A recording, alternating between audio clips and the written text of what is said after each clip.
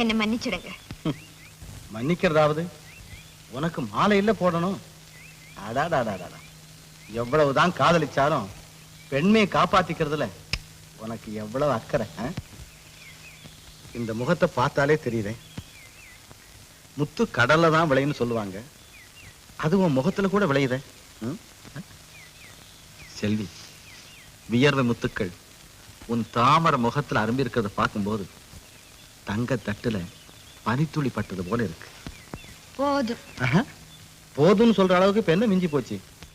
போதும்ங்கிற வார்த்தை வயத்துக்கு தானே தவிர மனசுக்கு இல்ல.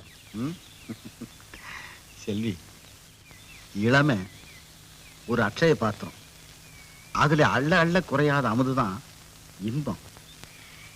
எந்த நோக்கத்துல இந்த குளிர் வார்த்தைகளை கொற்றீங்களோ? சுய இச்சைக்காக பெண்களை புகழறவன் முட்டாள், பிரதிபலனை எதிர்பார்த்து பெண்களோட பழகிறவன் திருடன். செல்வி, ஐயோ, அந்த பட்டியல என்ன சேர்த்துறாதம்மா. நான் உன்னை வர்ணிக்கிறது ரசனையின் அடிப்படையில. இப்ப என்ன சொல்றேன்? உங்ககிட்ட பேசி நான் ஜெயிக்க முடியுமா? அப்போ இந்த பதிவு திருமண பத்திரத்துல ஒரு கையெழுத்த போடு. இந்தா. ஒரு கையெழுத்துனா எத்தனை கையெழுத்து வேணாலும் போடு. ஐயா, ஒரு கையெழுத்து போடு, இல்லாட்டி போனா செல்லாது. நம்ம திருமணத்தை அப்பா அம்மாவுக்கு தெரியாம மலையனூர்ல முடிச்சிடுவோம். இன்னைக்கே நான் ரயிலுக்கு புறப்பட்டு போறேன். புறப்படுங்க. அங்க எல்லா ஏற்பாட்டையும் முடிச்சுக்கிட்டு வந்து உன்னை கூட்டிட்டு போறேன். என்ன கூட்டிட்டு போய் கட்டப்படி கட்டிக்க போறேன். அப்பா, நீங்க பெரிய ஆளு. இப்பதான் தெரியுது நீங்க யாருன்னு. என்ன யாருன்னு இப்பதான் உனக்கு தெரியுதா?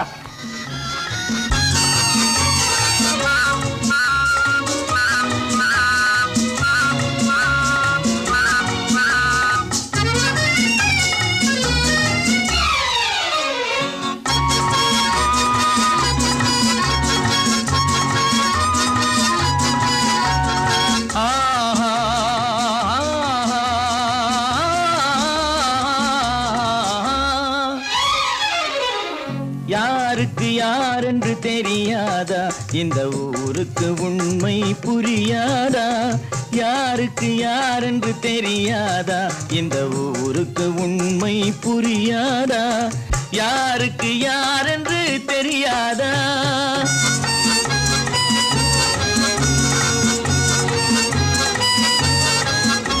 திருமண மேடையை தேடி வந்தேன், என் தலைவன் திருவடி நாடி வந்தேன். திருமண மேடையை தேடி வந்தேன், என் தலைவன் திருவடி நாடி வந்தேன். திருமண மேடையை தேடி